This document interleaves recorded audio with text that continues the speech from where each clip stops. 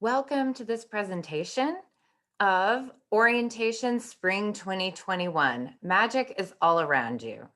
It's been a difficult year, and I don't know about you, but I think I could use a little bit of magic. So come with us as we examine this exciting year ahead.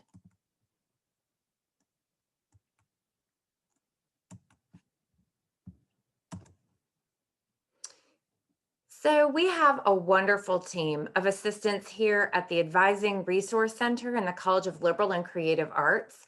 I'm Dr. Karen Rubin, the Director of Advising for the Advising Resource Center here in your college, Liberal and Creative Arts. Today, we have with us Dr. Susan Shimanoff, who's the Associate Dean of Student and Curricular Services for Liberal and Creative Arts, and a team of wonderful advisors. Lisette, Aisha, Elizabeth, and Pablo will be helping us today navigate our way through your student center and to your spring enrollment. But we'd like to get to know you. So if you would in the chat, just type your name and your major and ID number, but don't hit enter until I count to 3. So type into the chat name, major, where you're from, either your town, your state, your home country, and a fun fact about you. And on the count of 3, we will hit enter and read them all together.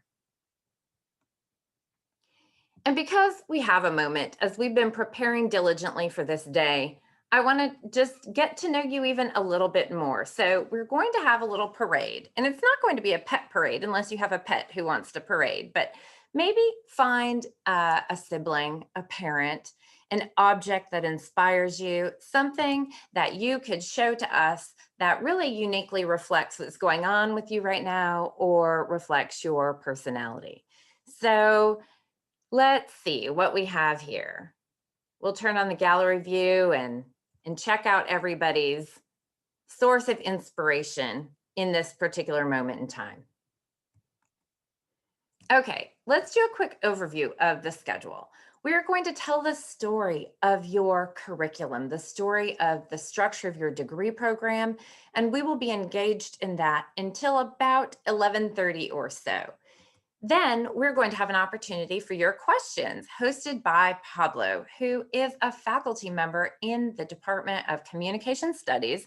And he's really wonderful and will answer all of your questions until right about 12 noon, at which point you will be invited to register. And we suggest that those of you who have well prepared and attended our pre-orientation sessions will have the best chance of enrolling in the courses that you have selected based on your departmental recommendations. We will remain here with you in this Zoom space until all questions are answered. Usually that's around 2 or 2:30 p.m. Certain groups will break out into rooms, but you will be notified if you're a member of one of those groups. Otherwise, we'll be answering questions here in this main space. The goal of our schedule today is that you should get your registration completed as quickly and as stress-free as possible. And then when you are done, you can either stay to meet other students or to ask additional questions. But when you are finished and when you have submitted to me a screenshot of your registration, you are free to enjoy the rest of your day. Have a butterbeer and a snack and maybe a nap. So let's talk a little bit about the structure of a college degree.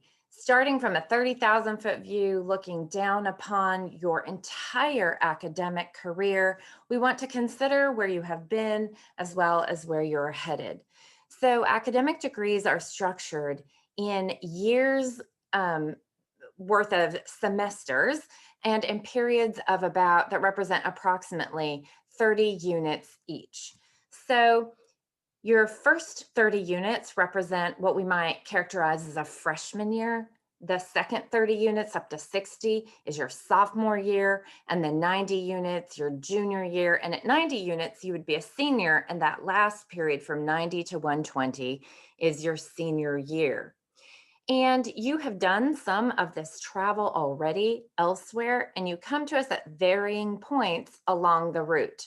Most students will join us between the halfway point and about 70 units, which is just a little bit more than halfway. And so, what we will be focusing on are the plans for what are approximately the last 2 years. And some students think of that as 2 years of 4 main semesters. But of course, we have a summer in between those periods of time. So, we can look at summers as well. This represents approximately, as you can see, but the space between 60 and 120 is a total of 60 units. So if you're joining us at the halfway point, you will have 60 more units to go. If you're joining us at the 70 unit mark, then you have at least 50 units to go. We have with us some students who are transferring from four-year institutions, and we will talk a little bit in more detail later about this process, but every student has at least 30 units to do with us, but most of you have 50 or 60. Okay, so let's look specifically at the situation of entering at 60 or entering at 50 remaining units. So you either have 60 transferable units more or less, or 70 transferable units from a community college.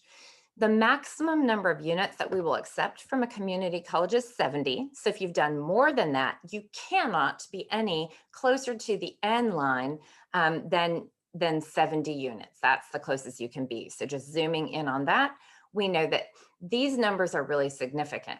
And everyone who has navigated to their degree progress report and looked at the section that says the total number of units remaining knows that every college degree has 120 units. And then the DPR, that degree progress report, actually teases out how many units you've completed and how many you still need, how many more are remaining. That number will be critical for every student to have on a poster or emblazoned in their mind, because that will help you decide how many units you should register for today. Okay, so let's just review. Let's reflect about how many units are in a degree. And the reason why I'm repeating this is it's incredibly important to make sure that you are not surprised in your last semester by any remaining units that you didn't think about, you didn't think forward to. So we want to plan your entire duration remaining with us. At least sketch out future semesters, not just today's. Decisions we make today have a consequence for future semesters. So the answer to the first question is 120 units, and the number to how many units have you earned will be different for each student. So we'll find that number on your degree progress report. If you don't already have it in your mind, we'll show you how to find it in just a few minutes. So the answer to the last two questions are related. How many units have you earned? How many units do you have remaining? That total number will equal 120. So I have just sketched out, and this is a process you can engage in. You can just take a piece of paper or do it on the computer if you like. You will choose your specific number of units remaining, and I've just here chosen 60 and 50. Those are both common results. And then you can see that each year has 3 semesters. We never plan more than 19 units in a main semester, and 6 units is the appropriate number for a summer term. So you can see here that each of these patterns or suggested patterns are a reasonable number of units, but most of them contemplate only about 15 or 16 units at most for today. If you're looking the spring 2021 column, if you chose 15 units, you would be able to do all of the plans pictured here, and you don't have to decide which plan today. You could just think about 15 units for today and then decide which plan best fits you at a later moment. Okay, so just some overall planning to get us drilling down to more specifics about what courses will be inside of those total units, 12 or 15 or 16. Today, 16 units will be the maximum that you can take, but 19 is the overall limit for any semester. Just to keep in mind that the plans we just saw did not show any that were 19 units, because taking more than 16 cannot get you graduated any sooner than taking 16. It's not mathematically possible. So let's do a little bit more math and contemplate some of the hidden numbers behind your enrollment today. We think about units as about how many hours a week you will be dedicating to your academic study. So 12 units you might calculate in your mind as about 12 hours in class per week. But what's hidden behind that number are the number of hours you must account for dedicated to studying, reading, writing, speaking to your instructors, collaborating with your peers, doing research. All of those things take time. And so when you open your calendar, you open your planner, you must um, keep in mind that you have to sketch out about 6 hours of academic work for every 3 hour course period or 3 unit class period you take onto your schedule. So that's going to feel like if you have 12 units, it's going to feel like an additional 36 hours in your week of work. That's almost a full time job. We sometimes hear 12 units is full time, and it is full time if you are about 50 units from the end. But if you still have 60 or more, any more than 50 units remaining, you are going to want to consider 15 units of enrollment today, which we like to call on time for completion in 4 years. And again, this looks a whole lot like a full time job.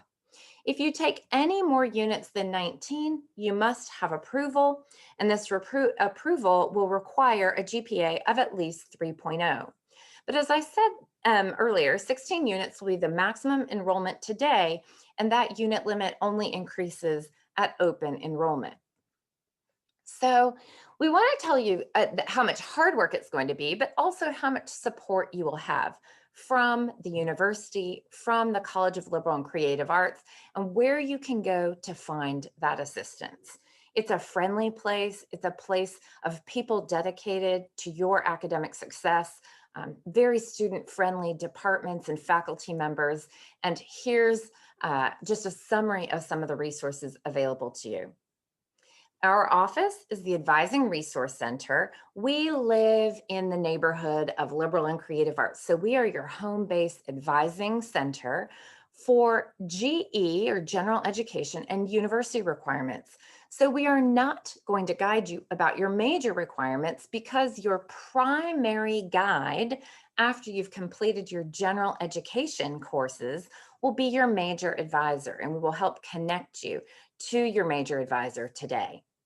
I want to suggest that we have a great many students, and it genuinely helps us if every contact you make with our office, you use as the subject line of your email, your last name and first name, your ID number, and your topic or question. This will significantly assist us in assisting you. But it will be your major advisor who will be your primary guide through your major courses, through your electives that we call complementary studies, through internship questions, career questions, and just planning out the remainder of your major courses. We will help you to find them before you leave today. We're going to provide to you a document that gives you a link to find your major advisor. So that will be right there in the chat, and you can download that straight from the chat, or we can email it to you directly after the session is over. Another way, if you can't find this document or you can't remember how to find your major advisor, this is going to sound crazy, but we strongly suggest you open a regular search browser, and then you type in SFSU and then your major like cinema and then the word advising. And that will take you directly to the page that lists the departmental advisors who can assist you with major course questions. And again, just another little general message before we really drill down and start to plan. We have been offering pre-orientation planning sessions because it is so critical to think ahead. Not only think ahead before orientation to ensure that you have the best possibility of getting the courses you need, but also to plan going forward. So planning is critical, and we want you to see the way in which we approach orientation as a model for your future registrations. That is to say, you do not come right up to your registration date and go, oh, I guess I need to get advised. You want to plan significantly prior to your advisement, and you should become an expert on your degree progress report. You want to see what major courses you need, they are listed there. It's like an interactive checklist.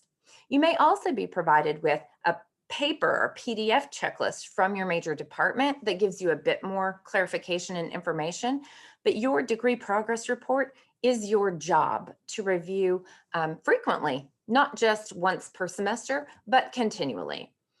You also have access to your bulletin. Your bulletin is your textbook for being here, and it is available to you 24 hours a day on the internet, and you have the link to your bulletin on the course guide that you have for your courses today. So let's talk just a little bit more about what the planning looks like, because we have very narrow windows when it is really recommended that you seek advising. Advising can happen continuously and all the time. It's the relationship you build with your faculty instructors, with your faculty advisors. And so questions shouldn't be limited just to a period of advising or registration. In fact, we're thinking now really close to the beginning of the spring semester, and that is far too close. When you are attending here regularly, you will be thinking about your spring semester in October. October is when we think about spring. So when we're going to think about fall, will come very soon. It will sneak up on you, and it will be just at about the beginning of March. In my mind, I think about it in terms of Valentine's Day. You'll be like, I just started classes. I can't think about fall 2021 already. But in fact, you must if you want to get the courses that you really need to graduate. So the period of time that we call registration, which is in about April, is actually much too late to think about getting advised, because in the span between that comes right up to registration, we have 6,500 students seeking advising. So advising is not a one-time event that should happen during this span of time, because what happens is that we really only have time to answer pretty quick questions. So if you want to sit down with someone and have a longer format conversation, you are going to have to think outside of the span immediately preceding registration. And heaven forfend, you should expect to get anyone's attention while registration is open. That is the absolute busiest period of time where you will have the least attention, sustained attention from an advisor. Also, keep in mind that your primary advising will come from your faculty advisor, and they are not doing advising activities during the summer or during the winter breaks. So this really means you have to pay attention during the regular semester to be thinking about the following terms. So if you wait, you are late. They will primarily have contact with you via your SFSU email. If you are not checking it at least weekly, you will absolutely miss something important, and it will frustrate you, it will frustrate us, and it will degrade the quality of your academic career. If you are waiting until registration, that is the period only for quick questions and not advising. And if you want a longer format appointment, you must plan well ahead. And I would even say a full month before registration opens, you should be seeking advising. By the way, you'll be getting reminders and messages to start thinking about advising. And so if you're not doing that, you're ignoring those messages, and that's not good. So we would say our best general advice is do not disappear. Do not ignore us. Our messages may get filtered into some wonky folder, but it is your responsibility to stay in close contact with either our office for GE questions or with your major advisors for major questions. So absolutely, if we're reaching out to you, be responsive to us. And if you have a question for us, please use that convention in your subject line of your last name, first name, ID number, and the topic or what is your question, so we can help you most efficiently. That's really key. All right, so let's get into the nitty gritty and to plan this semester. And there are just a few quick reminders about the jargon and the lingo. Upper division means anything above a 200 level course. Lower division is anything at 1 or 200 numbering system. So the reason why this is important is that if you've only attended a two-year school, you don't have any upper division coursework. If you've attended a different four-year school or SFSU in the past, you may have upper division coursework, but every student must earn at least 30 upper division units and must earn 30 units overall from SF State before you graduate. We will be recommending a few lower division courses, but by and large, the courses we're going to recommend are junior and senior level, so at least 300 level and up. And speaking of different kinds of units, we have three major categories of units, and it is imperative that you really deeply understand each of these categories. So general education is the place where most of you have been doing most of your academic work. And overall, we require 48 units. But 9 of those 48 units you cannot possibly have done yet because they're upper division courses and they are specific to SFSU. So general education is mostly lower division, 39 units.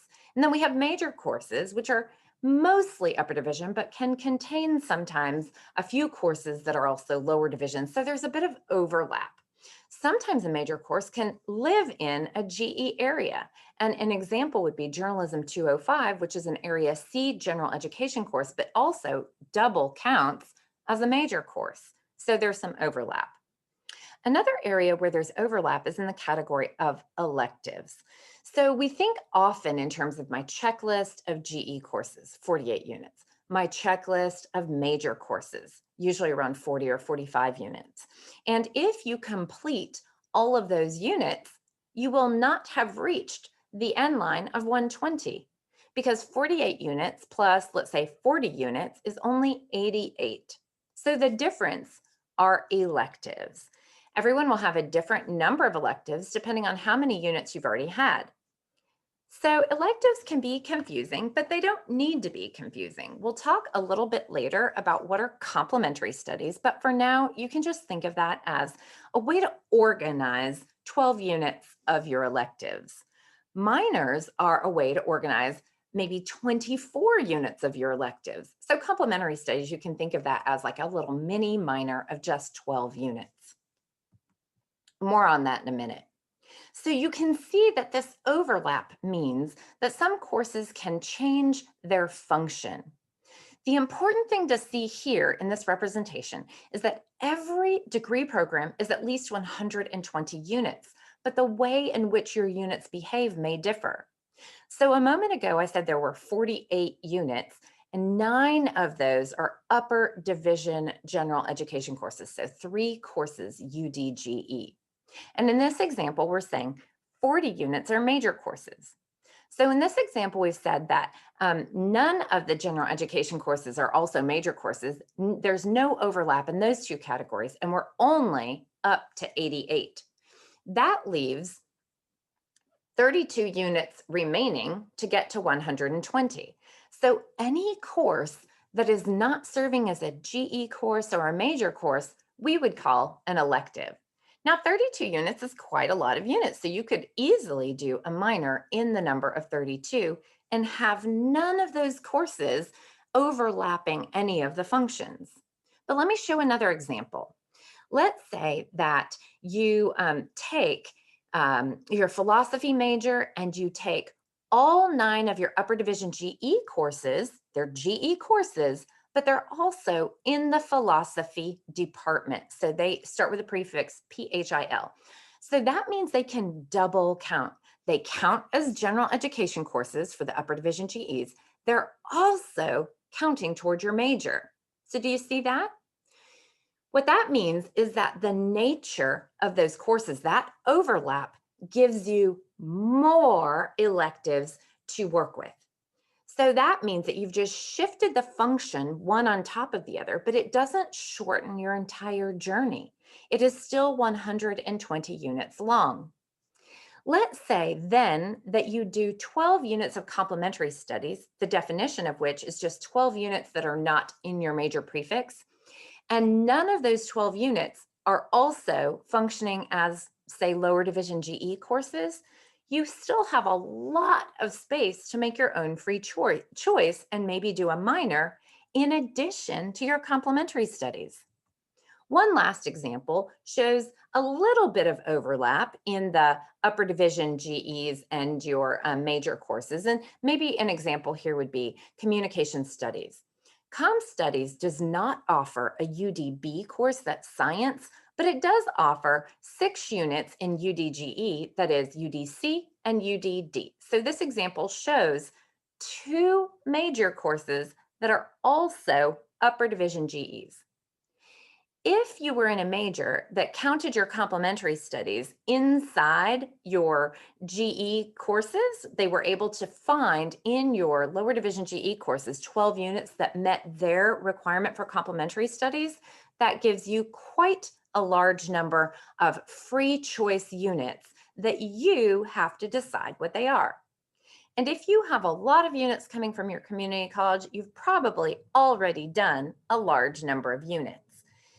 At the time, you may have thought that they were lower division GE courses, but all of those spots are full, so now they become electives. But the main point to take away here is that every degree is 120 units overall. Just briefly, let's look at the anatomy of your lower division GE in case you owe us any of those courses. If you have an associate's degree for transfer, then it is very likely you have completed all of the requirements in your lower division GE. When we get that confirmation that your degree has been awarded, then anything that has a red square next to it or seems to be missing will be complete. But for those of you who have done a regular associate's degree or just have accumulated units, let's review. We call all 3 courses in Area A and 1 course in Area B the Golden Four because they are foundational. Area A is essential communication, so A1, A2, A3, and B4, which is quantitative reasoning, or sometimes we call it math. Those are the 4 Golden Four. Those are keys that unlock the boxes of the upper division GE courses that you will be reviewing today, will be considering today to enroll in. B1, B2, and B3 are science courses, physical and life science with a lab. C1 and C2 are arts courses and humanities courses. And for your 3rd course, you can choose another art or another humanities course. D1, 2, and 3 are social science, but I want you to see that at SF State, we put into our D2 a US history element, and we put into our D3 a US government, California state and local government element. In those instances, if your community college did not put those elements inside those courses, if you took a psychology and anthropology and a sociology for social science, that is fine for Area D. But we will ask you to take a course with a US history and a US government and California state and local government element in it later on. Your Area E at your community college may not look exactly like our Area E, but we'll talk more about that later if you need to go back and fill in anything in these 39 units of lower division GE. For upper division GE courses, those 9 units that you don't have, we are sure of this because they exist only at San Francisco State. They are, as I mentioned before, B for science, C for arts and humanities, and D for social science, just like the lower division areas. They are 3-unit courses. They don't overlap. You can't have one that satisfies both B and C, for example. And they are an interesting array of options and choices. And I mentioned that we have one department, philosophy, which offers a course in all 3 areas.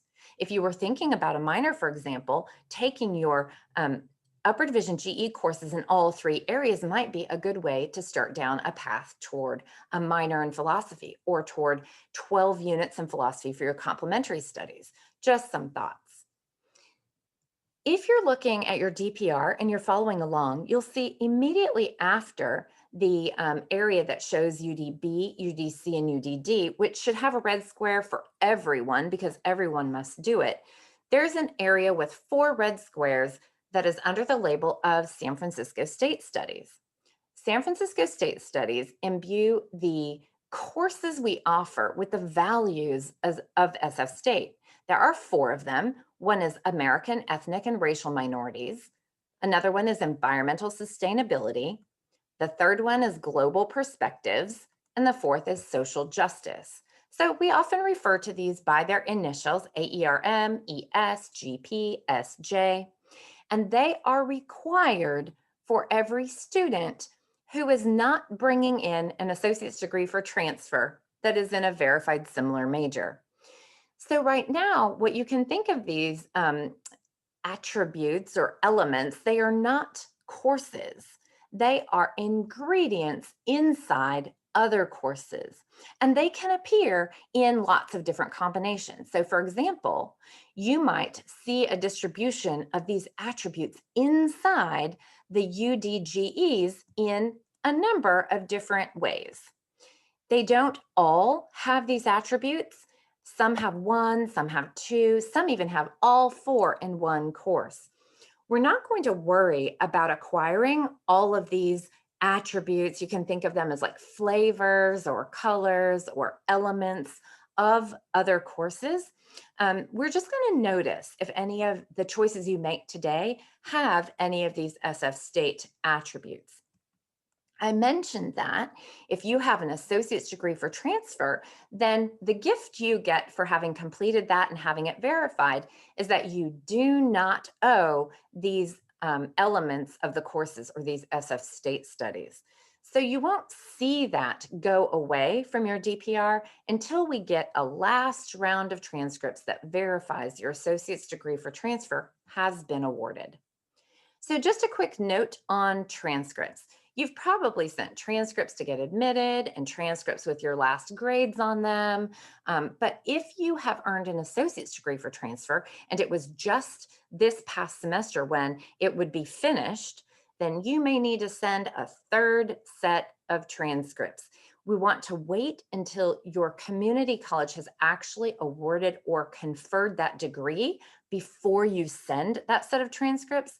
And then you absolutely want to keep a receipt of the date you sent them. So it may be the third set you've recently sent. We may have to wait a few weeks until the degree appears on your official transcripts, and then you save the receipt of the date you sent it. To know more about sending transcripts, you actually want to go to the website of your community college, to their registrar's website, and they will give you all of the dates and details about when those official final transcripts are awarded. Even so, when you order this last round of transcripts, it can take weeks or even months before your DPR reflects those transcripts we've received. So the process of verifying your degree is complete at your community college must be repeated again with us when we verify that your ADT is in a similar major. Okay, so it can take a little while. I do want to take a moment to discuss the concept of electives, which seems to confuse some students, but it shouldn't, because you just want to think of these as they are required. Everyone will take electives, but think of them as gifts that you get to choose for yourself. Complementary studies, as I said a moment ago, is just a way to organize 12 of your electives. They're kind of guided electives, and the guidance you receive may be a lot or maybe a little. Think of complementary studies being complete in a number of different ways, 12 units for sure. So let's say we'll take the example of a history major who then takes 12 units of theater courses, or 12 units of philosophy courses, or 12 units of international relations courses, or 12 units of women and gender studies or anthropology. You get the point. You can also study one language other than English, unless you're a Spanish major, for example, in which case it has to be other than English and other than Spanish. Or you can study abroad one semester, and the prefixes of the courses you take for complementary studies don't matter. Some departments require that all of the prefixes match, and some don't. That's something that you will talk to your major advisor about. If you are only choosing 12 units today, then you don't necessarily need to worry about making a choice for an elective. That would be the option on your course recommendation sheet that you would skip. But if you're looking at 15 units, one way of going about this is to look at what courses you've had from your community college, pick out something you've done, maybe 2 philosophy courses already, and maybe select a third today. That would be a good option. The other way to go is just to pick out anything that you didn't have an opportunity to take, but you might be interested in. We have the possibility of doing a minor as well. So you will read in your bulletin, the link for which is on your course recommendation card, that doing a minor entirely satisfies complementary studies. And this makes sense because remember, complementary studies is like a little mini minor. But my favorite question at orientation comes about electives. And that question is, where do I get this checklist? Where's the list or the suggested electives? There isn't a list of selected electives that we've selected for you, but we can tell you about some really cool courses that we would suggest to you. And I'll give you those names of those courses later on, and they might inspire you to take them or to find something that you like even better. But let's also, looking down the course suggestions, talk about the very first one, which is a course called GWAR. GWAR stands for Graduate Writing Assessment Requirement, and I like to think that it rhymes with RAR because it can be a little bit of an animal. It's writing intensive and it's in your major. So if your major is a writing intensive major, it may be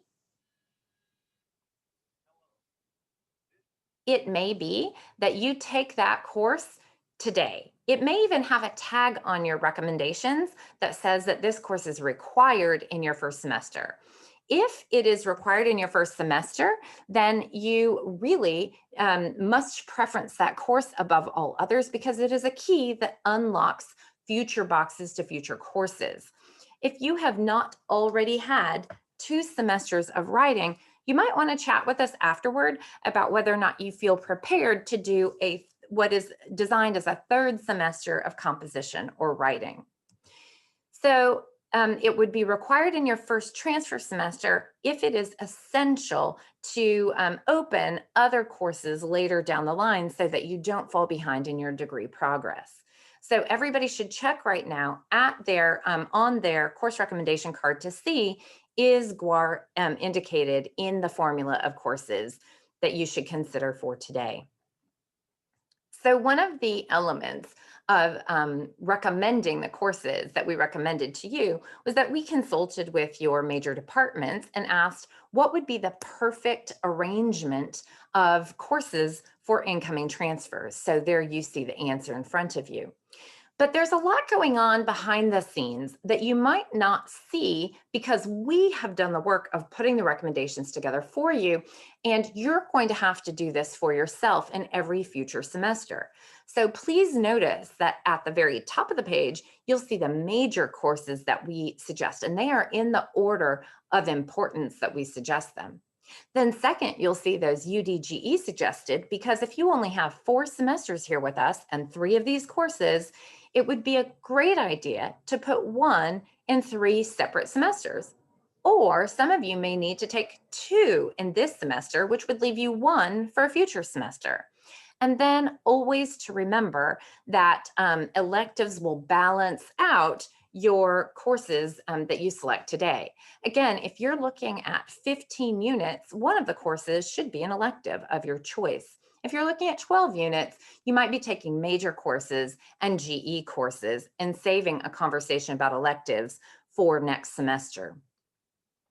But it's critical that you choose all of your courses and all of your sections of courses very wisely.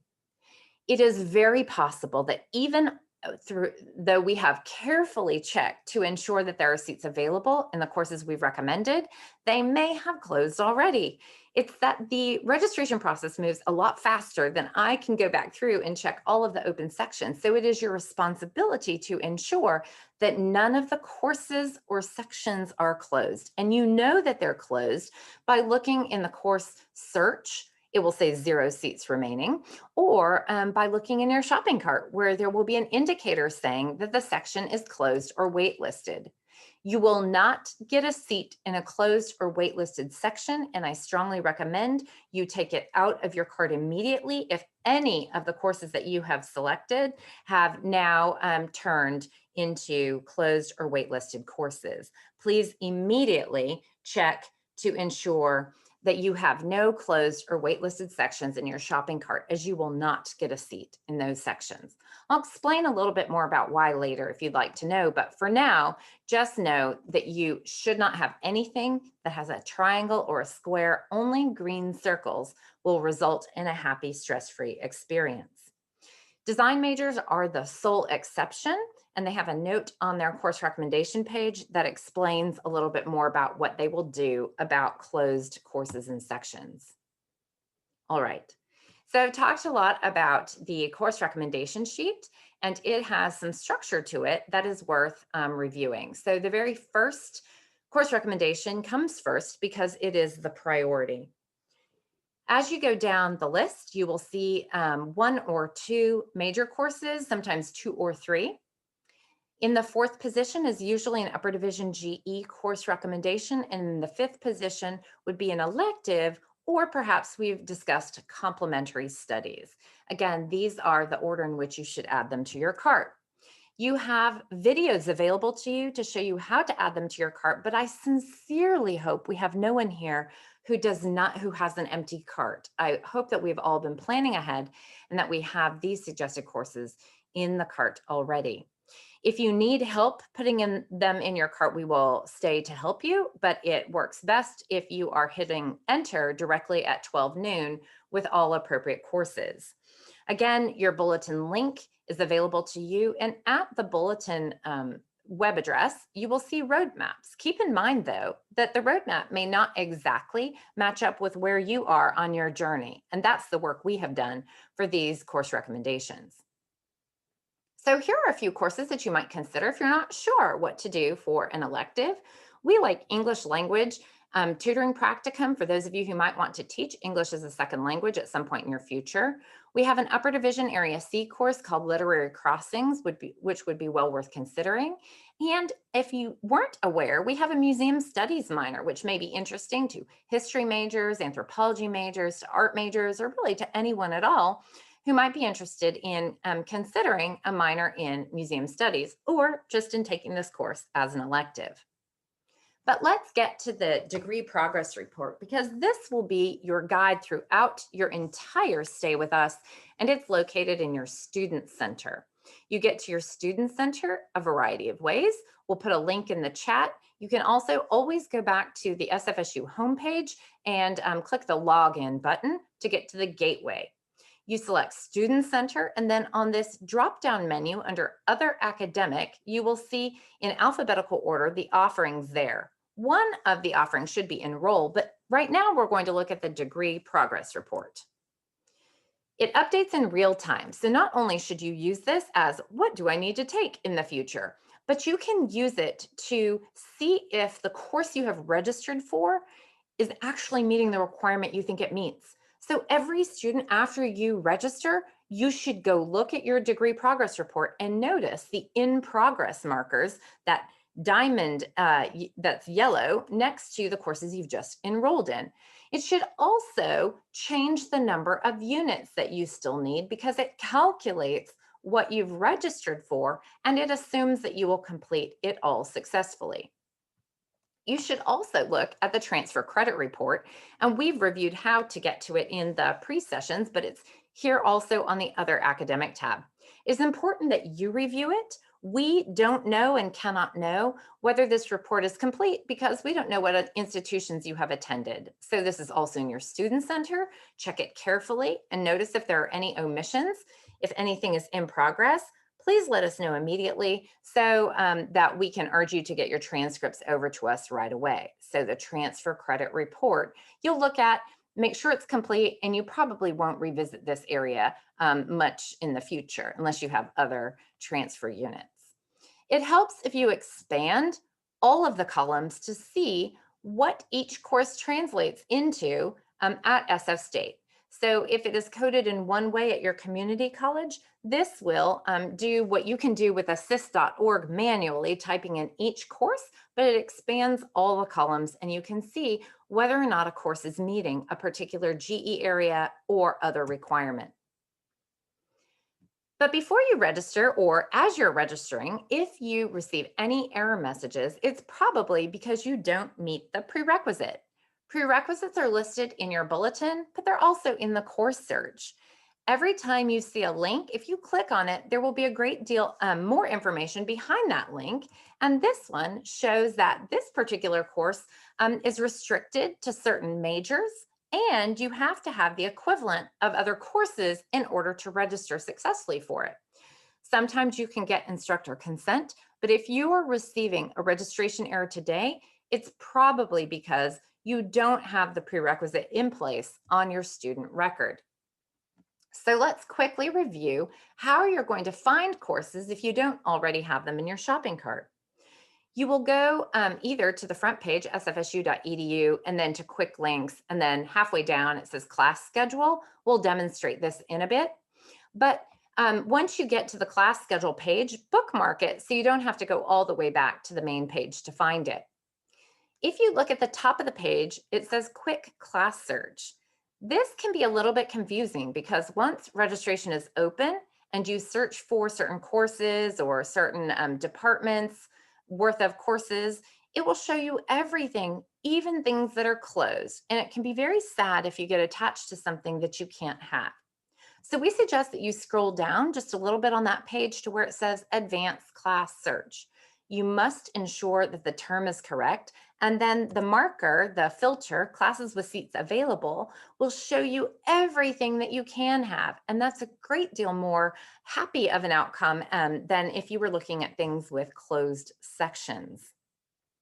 So I suggest you leave many of the other markers completely unselected, but that you look at the course attribute tab. The course attribute tab is very powerful because you can there look for a UDB course with seats available or a UDC course that has an environmental sustainability attribute. So you can use those course attribute filters to find the courses you need quite easily.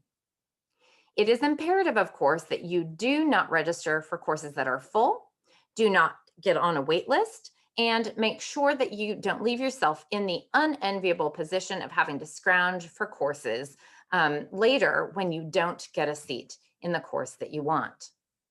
When you have a return to when your search results return some courses from which to choose, you'll notice the mode of delivery is indicated there.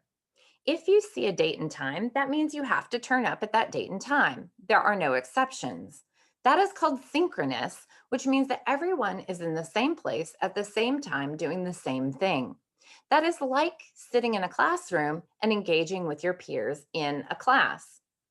If you find an asynchronous course, asynchronous is the opposite of synchronous, and you will notice that the date and time are missing.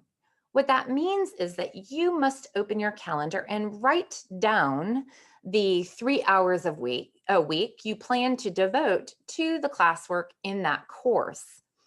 It means that classwork happens at different times for everyone. There will be due dates. You can't just blow through the whole course in a week, but that there will not be an obligation to meet at a certain time. A lot of students are thinking, yay, this sounds perfect. I can work 60 hours a week and take all these units in school. But what I found is that having the accountability of a date and time is incredibly important for most people. For example, if you go to Zumba class because you just don't want to deal with your friends harassing you for not showing up, that's an example of how that synchronous feature drew you to attending, even if you didn't feel like it. But if it's asynchronous, that's like doing CrossFit in your garage. And if you are a person who keeps all of your New Year's resolutions without fail, then maybe you have the kind of fortitude to keep up with an asynchronous course. There is, however, a third mode of delivery, and it is called bisynchronous. It means half and half. One of the meeting dates is at a date and time, and the other one, you decide the date and time of it. So you share responsibility, and the instructor brings the content one day a week, and you have to bring yourself to the content on the other day of the week. So if it's bisynchronous, it will say that, and it will also have both indicators, one with a day and time and one without a day and time. The course registration number is the most important thing. It is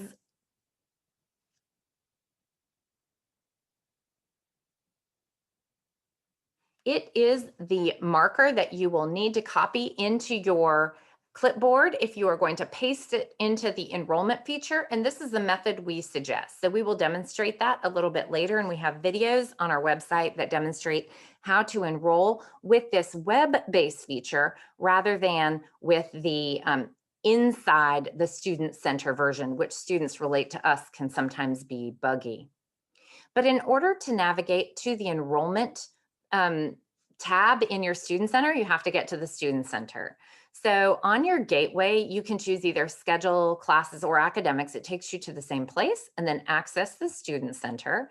And then you're going to look for the enroll button, or on your drop-down menu in other academic, it should say enroll.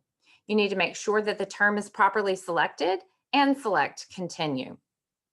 On the next page, you will enter the class number and then select enter, and the course will go into your shopping cart. Then you will need to continue to move the process forward by selecting next. If you have an add code, you would add it where it says permission number here. We're going to suggest strongly that you do not indicate your interest in being on a wait list, because you will not get a seat by waiting on a wait list. And then you must continue to select proceed or next to move the process forward after ascertaining that you have a green dot, which means that the course is open and available to you. Finish enrolling is the button you will press at 12 noon today.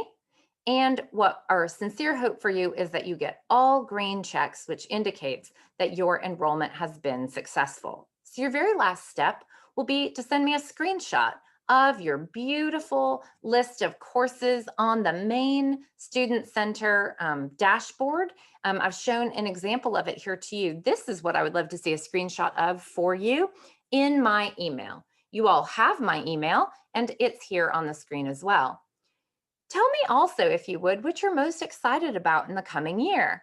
That would be a fun way for me to get to know you a little bit better and for us to remember one another. So send me your schedule when you are successfully enrolled in the courses you have chosen.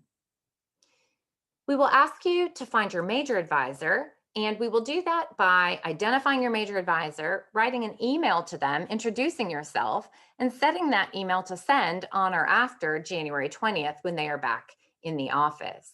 Remember to use a subject line that helps us to help you best. And we are always here to help you, but it is really imperative that with so many students, you ask as early as possible. It increases the likelihood that we can assist you. And this may be up to a month prior to your next semester's registration. Advising is an activity that is not required unless you have more time and more money than you know what to do with, and you're looking to waste some of both. We can help you by saving you time and money and a lot of stress.